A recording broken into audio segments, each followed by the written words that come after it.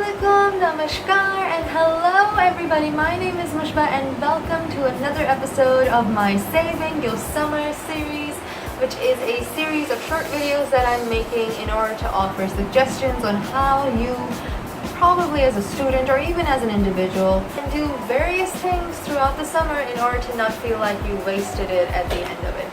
So picking up where my last episode or last suggestion left off, I am going to give you my third suggestion, which is study the people you admire.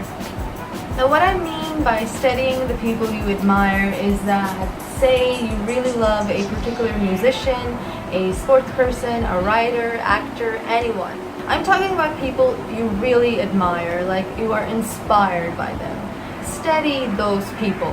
Here's why. Studying the people that you admire gives you the opportunity to not only learn more about them, but to learn precisely how they became the people that they became, which is people that you look up to, right?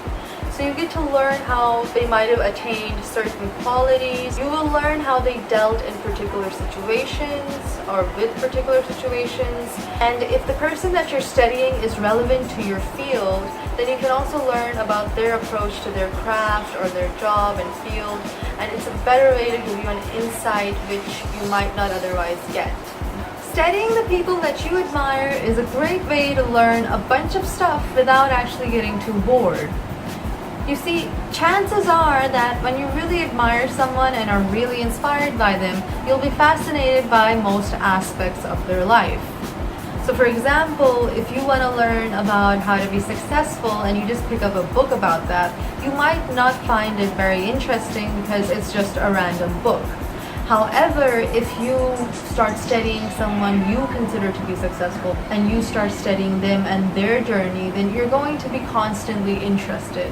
Part of the reason that you're going to be interested is, well, because oftentimes with people that you are inspired by or that you admire, you form a personal connection with them. Plus, studying them is a great opportunity to use that personal connection that you have with that person who doesn't know about you but you know about them, and to learn various aspects about life and even about psychology. You're gonna see how they dealt with particular situations in life. You're gonna see how they maneuvered their way through their field, how they faced challenges. And you'll get an idea of where some of the qualities that you might admire in them, where did those qualities come from? So if you study someone that you admire, especially someone who is relevant to your field in some way, then you get a better idea of how to channel your own life's energies into your work. Another thing about studying people that you admire, it gives you an insight into yourself, I feel. So for example, maybe the person that you're studying is someone who is dead. Like with me, Emily Bronte, who is a classical writer who wrote Wuthering Heights, which is my favorite novel ever, has been since childhood. So when I started studying her and I learned about how she died from tuberculosis, how she refused treatment because she was too proud and dignified, I was just thinking, like, woman, why couldn't you just get some freaking treatment? And I know that's what anyone would say, but when I started thinking about it more and my reactions to some of the facts that I learned about her life, I realized that I was kind of getting a reflection of myself. Because oftentimes how you interpret certain facts about someone else's life are a reflection of yourself. And to explore what you would do if you were in those situations. This is an important thing.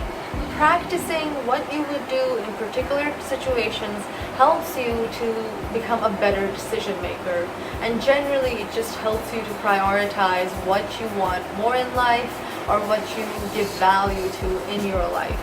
Studying the people that you admire could mean anything from reading their biographies to watching some videos about them to even watching their work if they're filmmakers, or reading more of their work if they're writers, or just looking them up and what were their biggest achievements and who were their rivals.